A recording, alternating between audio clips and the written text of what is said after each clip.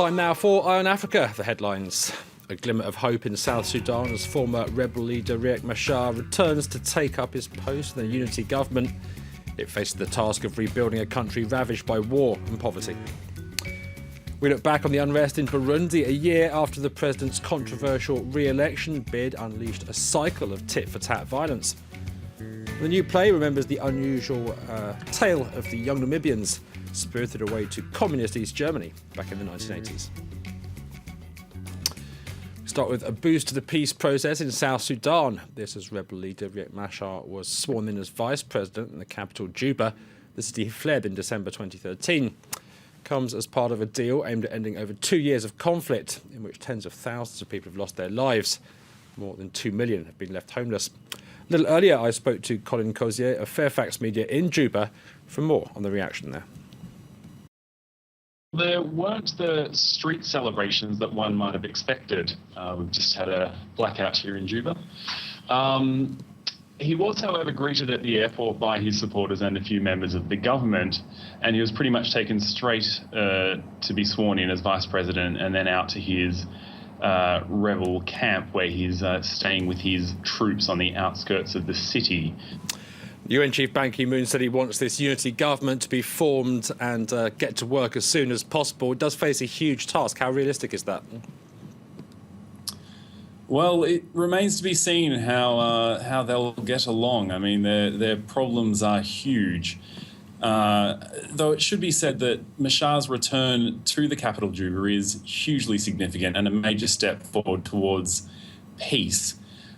He was sworn in as vice president today, and that essentially takes them back to where they were 2.5 years ago, with Kiir being the president and Machar his deputy.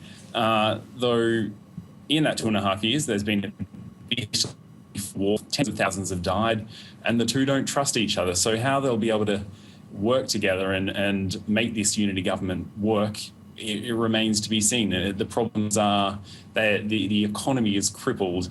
The two sides don't trust each other. Juba was supposed to have been demilitarized, but it's still a heavily militarized city. Well, as you heard there, the ongoing violence in South Sudan has left the country's economy in tatters. With inflation skyrocketing, the average citizen in Juba can afford just one meal a day. This with authorities running a massive deficit as they deplete foreign reserves to pay for food and medicine. Now, the challenge for the new government is to build the stability needed to attract international donors. A modest bowl of lentils is the only meal of the day for most children at this school and orphanage. Hunger in South Sudan was once confined to conflict-ridden rural areas. But after over 2 years of fighting, malnutrition in the capital Juba is on the rise. We have an abrupt increase of the number of children during lunch hour. So they come from the areas to eat the food with the orphans. So we have a very great challenge. The scramble for food is a sign of how severely the conflict has crippled the economy. Oil revenues have declined, and hard currency needed to pay for imports is in short supply. Food prices have skyrocketed, pushing a growing number of people into extreme poverty. The government expects the international community to foot the bill for rebuilding the war-torn nation. The fall of oil prices, the civil conflict which occurred in the country has presented a huge challenge to us. We look forward to international community in the short term to support vital sectors in the economy. For instance, agriculture, then education. But donors are already pumping billions of euros into South Sudan. They first want the government to curb corruption and spend more of its own resources on development. Even prior to the conflict, when oil money was abundant, the government did little to support productive and social sectors. This school never got any government support. We have no house, no clothes, even for desks in the school, material, uniform, and so on. We are not there. For now, the World Food Programme is providing lunch to keep the school going. But much more will be needed to give these children and South Sudan fresh hope for a better future. Now, 1 year ago today, Burundi saw the first protests against President Pierre Nkurunziza's controversial bid for a third term. The move triggered a cycle of tit-for-tat violence, which has claimed hundreds of lives. Nkurunziza was re-elected in July, but despite international mediation efforts, there's no sign of the unrest relenting. France 24's Nicolas Germain looks back on 12 months of tension in the tiny Central African nation. As soon as Pierre Nkurunziza announced he would be a candidate, protesters took to the streets. They said it was illegal for him to run for a third mandate. It's a constitutional coup. He's rejecting the Arusha peace deal that was signed after a conflict that left 300,000 people dead. The president must do something quickly. On the first day of the protest, 2 youths were shot dead. It was only the beginning of a cycle of violence that has lasted for 12 months now. On the 13th of May, General Nyambare led an attempted coup. It failed, he fled, and the crackdown intensified. Some leaders, like Vice President Gervais Rufyikiri, denounced threats and went to live in exile. After a controversial vote, Nkurunziza was re-elected. A few days later, his right-hand man, General Adolphe, was killed. His death was the first in a series of targeted assassinations by both camps. That week, RFI correspondent Esdras Dikumana was beaten up, while the main human rights activist Pierre-Claver Bonimpa was shot and wounded. In a tense context, the president's swearing-in ceremony was announced at the very last minute. I promise to fight against all ideologies that promote exclusion and genocide. Yet a few months later, the UN said it feared precisely a genocide in Burundi. The most violent day was the 11th of December. Military camps were attacked. The response was brutal. At least 79 people were killed. The latest targeted assassination took place on Monday against General Kararuza. According to the UN, more than 500 people have been killed since April 2015. The clashes have forced 270,000 people to flee their homes. Many of them have gone to live in refugee camps in neighbouring countries. Finally to Namibia, where a forgotten odyssey is back in the spotlight.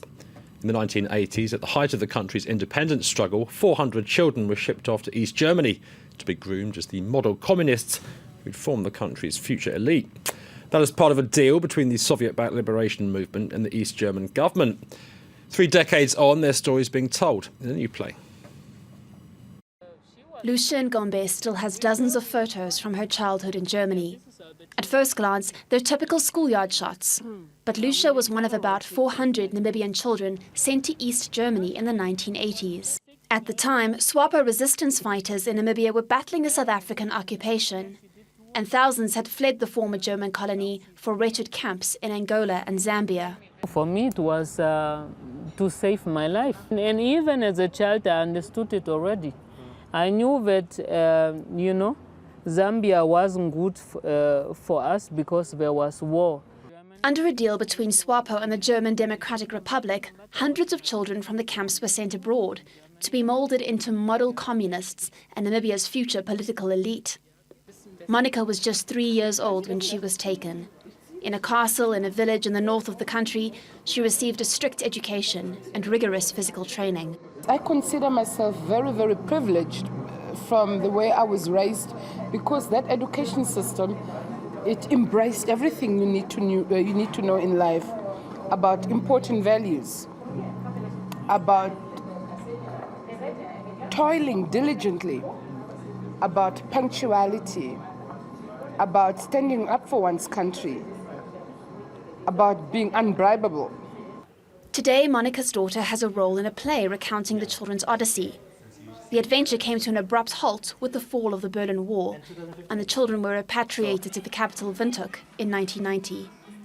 Not quite German, but no longer fully Namibian either, the double displacement was traumatizing, and the children struggled to adapt. In Germany, we were always told, and I believed it, that my parents had died, but that is not true. Today, the children of the GDR are engineers, lawyers, actors, and have built lives for themselves in both Namibia and Europe. Victims of history, but perhaps also in some ways, the privileged few. That's it for Eye on Africa. Do stay tuned to France 24. More international news coming up very shortly.